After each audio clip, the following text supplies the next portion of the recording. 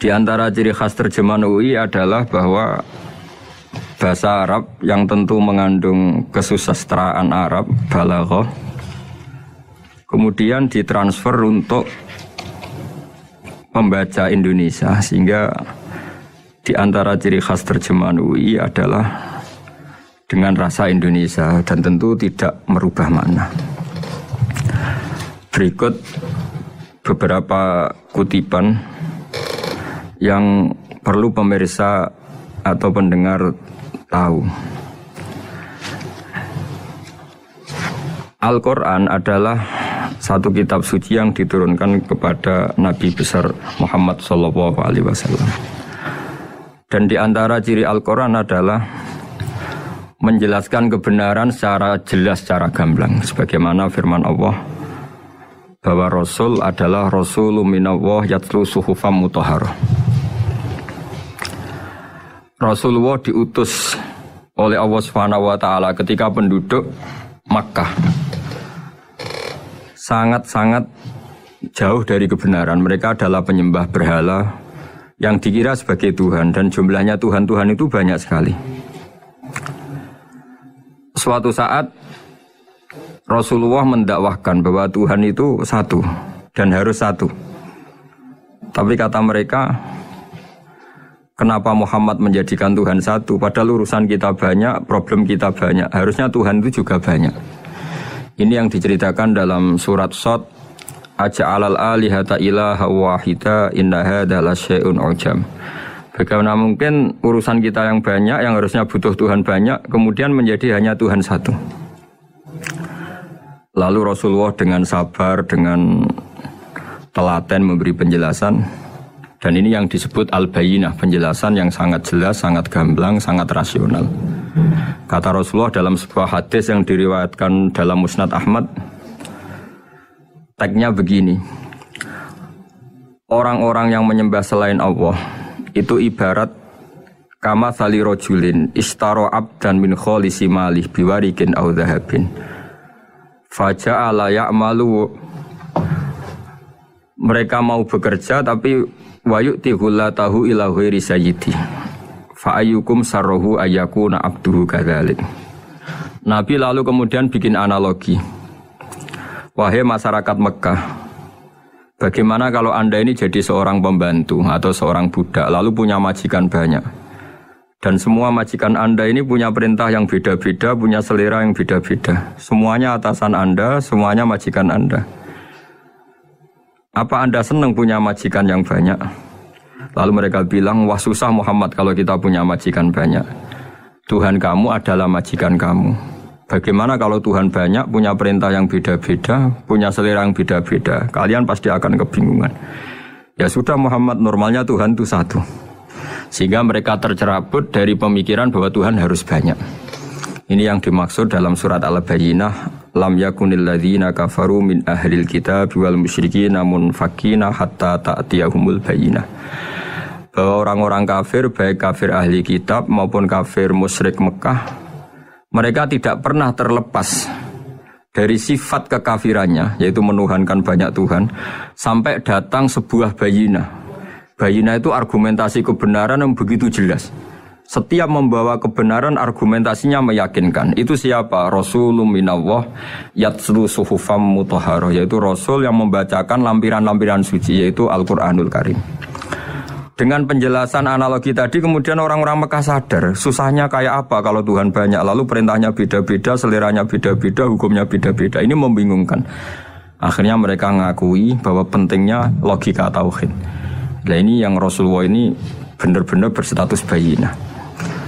Kemudian analogi betapa buruknya kita saat menyembah selain Tuhan. Lalu Rasulullah mencontohkan sebagaimana yang saya kutip tadi dari Musnad Ahmad. Misalnya Anda punya pembantu atau zaman dulu budak. Anda beli dari harta kamu, dari uang kamu. Kemudian budak ini kerja, yang ngasih makan kamu, yang fasilitasi kamu, toko milik kamu, semua milik kamu. Kemudian dia kerja dan hasil dari kerjanya dia dikasihkan ke orang lain. Kamu senang tidak punya budak yang seperti itu, kata Rasulullah. Wah kita semua tidak senang Muhammad. Sama seperti itu. Kamu adalah bisa makan rezeki dari Allah. Kamu nempat di buminya Allah. Kamu minum dari air yang dibikin Allah. Kemudian Anda menyembah selain Allah. Itu aneh apa enggak? Menyembah zat yang tidak memberi rezeki kamu, yang tidak bikin bumi untuk kamu, yang tidak bikin langit untuk kamu, yang tidak bikin fasilitas air untuk kamu. Aneh enggak? Semenjak itu mereka berpikir betapa buruknya mereka menyembah berhala, menyembah arca, menyembah Yesus, menyembah macam-macam. Nah ini yang disebut Rasulullah adalah orang yang benar-benar bayinah. Ketika melontarkan kebenaran, benar-benar jelas sehingga diterima secara akal yang sehat. Karena semua akal yang sehat akan menerima agama ini disebut fitratallahi fatarna salihah. Bahwa agama ini agama fitrah. Orang yang normal, yang cara berpikir normal pasti menerima agama ini. Nah, UII dengan terjemahan ini dan dengan tafsir ini ingin memberi penjelasan simbol-simbol yang ada di beberapa surat. Di antara lagi yang di bab muamalat, betapa Rasulullah itu punya logika yang benar-benar mudah diterima. Dulu orang Arab dalam bab muamalat jual beli biasa menjual kurma masih kecil, masih belum jelas. Jadi kurma yang baik apa enggak? Kalau istilah orang Jawa masih pentil ini. Kalau bahasa Arab qobla budui solahiha. Calon buahnya itu belum pasti jadi buah. Kemudian masih bunga, masih apa sudah dijual. Dengan transaksi, asumsi, harga andekan sudah jadi kurma. Kalau dalam Jawa mungkin jual mangga sebelum tua masih pentil, masih kecil.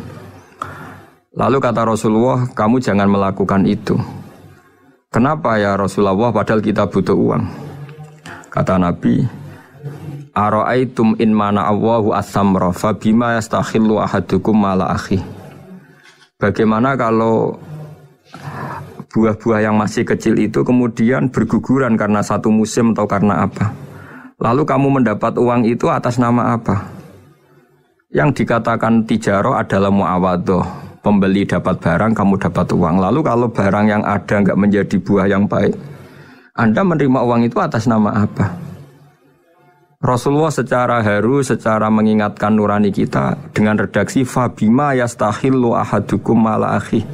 Lalu kamu mendapat uang saudara kamu atas nama apa? Kalau atas nama buah, mereka belum mendapat buah. Akhirnya ada kesadaran bersama bahwa sebaiknya kita menjual sesuatu itu yang pembeli ya dapat barangnya, yaitu dalam konteks ini buah yang sudah layak dijual, kita dapat uangnya. Ini lagi-lagi Rasulullah al-Bayyinah sekali memberi penjelasan begitu jelas. Ketiga misalnya di bab jinayat, di bab hukum pidana, Rasulullah kalau bikin logika itu begitu jelas, mudah diterima. Misalnya begini, suatu saat Rasulullah bersabda, al-qatil wal maktul finnar, orang yang membunuh dan yang dibunuh sama-sama di neraka. Tentu dalam konteks saling bunuh yang dalam kezaliman. Lalu sahabat janggal, ya Rasulullah, oke lah kalau pembunuh itu masuk neraka, ini bagaimana mungkin yang dibunuh pun masuk neraka? Rasulullah dengan jelas, dengan bayinah, dengan hujjah, beliau menjawab, innahu kana harisan ala qatli sahibihi. Sebetulnya yang terbunuh pun mentalnya pembunuh, karena dia sangat juga ingin membunuh saudaranya. Nasibnya saja yang menjadikan dia terbunuh. Hanya sahabat tahu, ya ternyata maktul dalam konteks duel adalah mentalnya qatil juga. Sehingga karena mentalnya qatil dia tetap di neraka, meskipun prakteknya dia menjadi maktul yang terbunuh. Nah ini yang dimaksud oleh Allah, bahwa Rasulullah ini bisa menghilangkan tradisi kemusyrikan, bisa menjungkir balikkan, menghancurkan kemusyrikan, karena Rasulullah bisa menjelaskan secara detail hatta ta'tiyahumul bayyinah. Bayyinah adalah Rasulun minallah yatslu suhufam mutahharah. Jadi ini yang insya Allah sebagai kajian kita, bahwa kita butuh sekian penjelasan untuk mengenang dan membuktikan bahwa Rasulullah adalah benar-benar al-Bayyinah. Dari sekian contoh tadi, pendengar bisa tahu betapa agama ini mudah diterima oleh akal, sehingga Di beberapa ayat disebut agama ini liqaumi ya'qilun, liqaumi yatafakkarun. Agama ini bagi kaum yang bisa berpikir, agama ini bagi kaum yang mau berangan-angan. Dulu untuk menghilangkan kemusyrikan dengan logika kafir Mekah bahwa urusan kita banyak, harus Tuhan banyak, itu panjang sekali. Di antaranya ada ayat yang spesifik tentang itu. Daraballahu mathalan rajulan fihi syuraka'u mutasyakisuna wa rajulan salamal lirajul hal yastawiyani masalah. Allah membuat satu perumpamaan, yaitu di surat Daraballahu mathalan rajulan fihi syuraka' di surat Zumar ayat 29. Allah membuat satu perumpamaan bagaimana andaikan Anda jadi seorang pembantu atau asisten, lalu Anda punya majikan banyak yang seleranya beda-beda. Kemudian dibanding misalnya Anda jadi pembantu dengan satu majikan yang akhlaknya baik, komitmennya baik. Anda milih mana? Lalu orang-orang kafir Mekah menjawab, Muhammad tentu kita milih punya majikan satu yang baik. Kalau majikannya banyak kita jadi repot. Lalu mereka kata Rasulullah, ya sudah kalau gitu Tuhan kamu satu saja, jangan banyak, kalau banyak jadi repot.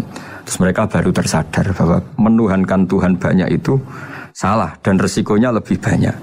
Ini disebut munfakina hatta ta'tiyahumul bayyinah. Mereka orang-orang musyrik enggak mau tercerabut dari akar kemusyrikannya sampai datang al-bayyinah.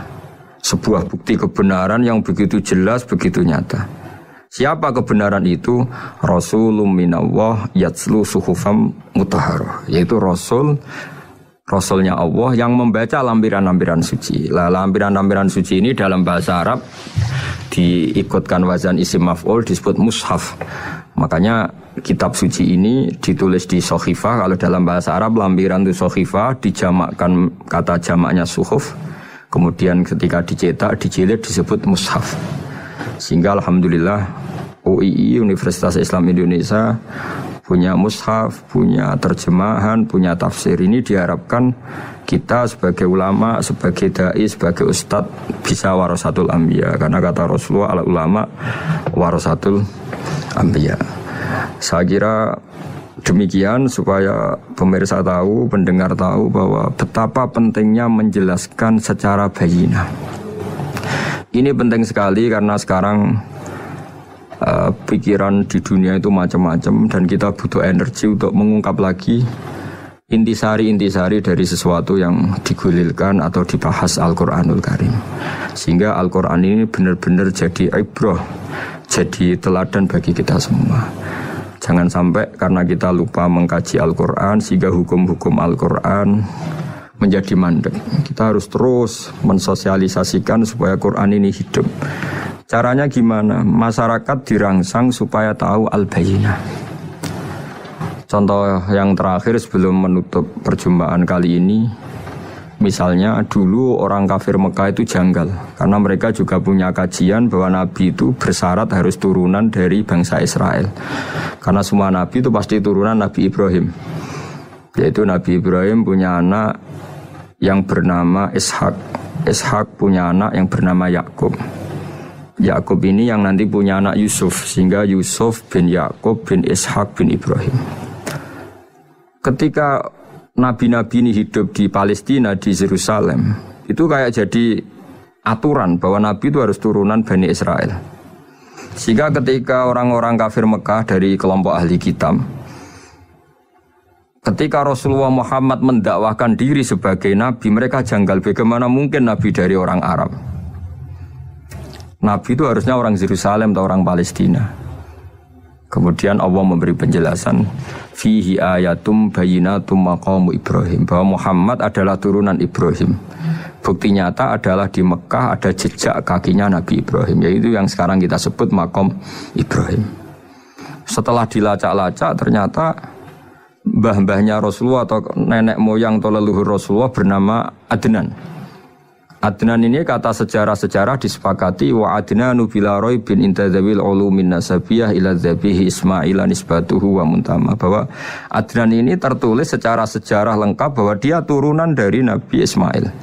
Ismail adalah anak dari Nabi Ibrahim. Kemudian makom Ibrahim ini juga dibuktikan sekian sejarah bahwa Ibrahim pernah di situ. Yaitu ketika Hajar, ibu dari Ismail, kesulitan nyari air, lalu lalang lari antara Safa dan Marwah. Kemudian kita kenang sekarang bernama Sa'i. Kemudian dekat Ka'bah ada namanya Hijir Ismail, karena dulu jadi kamarnya Nabi Ismail. Hijir, hujro itu kamar atau ruang khusus untuk Nabi Ismail. Sehingga jelas sekali bahwa Ibrahim, Ismail, Hajar pernah hidup di Mekah. Lalu lagi-lagi orang kafir Mekah yang dari kelompok ahli kitab sadar bahwa Muhammad jadi nabi layak karena dia juga turunan dari Ibrahim alaihis salam. Ini yang disebut fi ayatum bayyinatum maqam Ibrahim, bahwa di kawasan Mekah, kawasan Bakkah atau kawasan Hijaz jelas sekali ada jejak-jejak Nabi Ibrahim. Lagi-lagi ini bayina. Nah, bayina ini yang bisa menghilangkan sifat kemusyrikan, sifat kekufuran, karena lewat penjelasan yang panjang ini kemudian benar-benar diketahui bahwa Muhammad jadi nabi itu sah karena dari segi dakwahnya benar, perilakunya benar, hujahnya benar. Sekarang dari segi nasab juga benar karena beliau termasuk keturunan dari Nabi Ibrahim alaihissalam lewat jalur Ismail. Ini penting kita ketahui dan perlu kita kaji supaya istilah-istilah di Al-Quran kita tahu. Makanya banyak istilah di Al-Quran, misalnya wattaba'tu millata abai, kita ngikuti agama leluhur kami. Di situ disebut ada Ibrahim, ada Ishak, ada Ismail, ada Yakub. Kenapa demikian pendengar? Bahwa karena agama ini butuh tradisi, dan tradisi ini menjadi komunitas sosial. Sehingga ketika tradisi ini sudah mantap, insya Allah lewat kebenaran agama ini akan menyingkirkan kemusyrikan. Contoh paling mudah begini, Nabi itu melarang orang menyembah batu. Tapi kemudian dalam tradisi Islam sendiri ada orang sholat kemudian sujud, yang secara zahir sujud itu mencium batu atau mencium masjid tempat kita sujud. Apalagi kita mencium Hajar Aswad, secara kasat mata seakan-akan kita ini menghormati betul Hajar Aswad. Sehingga orang kafir mencibir, Muhammad itu aneh. Dia melarang kita menyembah batu, tapi dia sendiri mencium Hajar Aswad seperti itu. Dia sendiri menyembah batu. Orang kalau sujud seakan-akan seperti itu. Tapi lewat penjelasan Nabi bahwa kita sujud hanya kepada Allah. Kita kalau sujud baca sajadah wajhililladzi khalaqahu wa sawwarahu wa syaqqa sam'ahu wa basarahu bihaulihi wa quwwati fatabarakallahu ahsanul khaliqin. Wajah kami sujud kepada zat yang menciptakan wajah kami, yang mengasihi kita pendengaran, yang mengasihi kita pandangan. Hanya Allah saja yang ahsanul khaliqin, hanya Allah saja zat yang paling baik dalam penciptaan. Ini penting sekali saya katakan bahwa sehingga sujud kita yang seperti itu adalah simbol tawadhu. Tidak ada kaitannya dengan kita ini menyembah batu. Sehingga kita tradisikan ke anak-anak saat sujud baca subhana rabbiyal a'la wa bihamdi. Kita ajarkan mereka bahwa semua selain Allah adalah ciptaan Allah. Jadi andai kan nggak ada tradisi tauhid yang dijelaskan begitu detail. Saat kita haji bilang labbaik Allahumma labbaik, labbaik la syarika lak labbaik, innal hamda wan ni'mata laka wal mulka la syarika lak. Ya, setiap kita haji mengitari Hajar Aswad kita bilang nikmat semua dari Allah. Enggak ada syarik bagi Allah, enggak ada mitra bagi Allah, enggak ada sekutu bagi Allah. Sehingga karena ini kita maklumatkan, kita kumandangkan, meskipun umat Islam itu mencium Ka'bah, mencium Hajar Aswad, enggak akan disalahfahami ini bentuk penuhanan kepada Hajar Aswad atau kepada Ka'bah. Karena kita ungkapkan innal hamda wan ni'mata laka wal mulka la syarika lak, enggak ada syirik, enggak ada mitra bagi Allah. Sehingga dari sekian talbiyahnya Rasulullah kita tahu ini bentuk pemaklumatan tauhid. Bahwa tauhid harus dikumandangkan lewat kalimat-kalimat thayyibah, lewat pemikiran-pemikiran logika hujjah bahwa Tuhan pasti satu dan yang jadi Tuhan hanya Allah Subhanahu wa taala. Karena andekan ini tidak dikumandangkan, kemudian ada ritual yang secara lahir kasat mata nyium Hajar Aswad, nanti seperti tuduhannya orang kafir bahwa Islam itu aneh melarang menyembah batu, tapi nyatanya ada ritual mencium batu. Tapi sebab itu tidak menjadi aneh ketika Imam Bukhari termasuk rawi besar, termasuk hadis sahih yang meriwayatkan Sayyidina Umar atau Umar radhiyallahu anhu Itu setiap mencium Hajar Aswad beliau berkomentar, saya tahu betul kamu hanya batu, la tadurru wa la tanfa, tidak memberi madarat, tidak memberi manfaat. Kalau saja saya tidak melihat Rasulullah mencium kamu, maka saya tidak mau mencium kamu. Dulu di era itu ada momentumnya. Kenapa sih Umar radhiyallahu anhu atau sahabat Umar susah-susah memberi penjelasan seperti itu? Karena dulu masih ada salah paham bahwa mencium batu itu identik dengan misalnya menuhankan batu atau mendewa-dewakan batu. Sehingga Umar berutuh memberi penjelasan. Sayyidina Umar memberi begitu penjelasan detail bahwa kamu hanya batu yang tidak mandoroti, tidak manfaati. Tapi secara tradisi sunnah Rasul kamu dicium, ya saya ikut mencium. Ini penting sekali penjelasan-penjelasan seperti ini, maklumat-maklumat seperti labbaik Allahumma labbaik, sehingga semua ritual Muslim tidak disangka atau tidak disalahfahami sebagai pemuja materi. Lagi-lagi penjelasan yang detail ini disebut al-bayyinah, Rasulun minallah yatslu suhufam mutahharah. Kemudian ayat berikutnya disebut fiha kutubun qayyimah, bahwa dalam kitab suci Al-Quran itu banyak aturan-aturan atau catatan-catatan yang begitu lurus, begitu benar. Nah, tentu karena kita ini orang Indonesia yang kalau mengakses langsung bahasa Arab mungkin kita masalah, sehingga alhamdulillah Universitas Islam Indonesia menerbitkan seri terjemah juga seri tafsir, dan sekarang dibantu lewat acara ini kita berusaha atau membantu para pendengar untuk lebih memahami lebih jauh. Saya kira demikian. Mohon maaf kalau ada kesalahan. Assalamualaikum warahmatullahi wabarakatuh.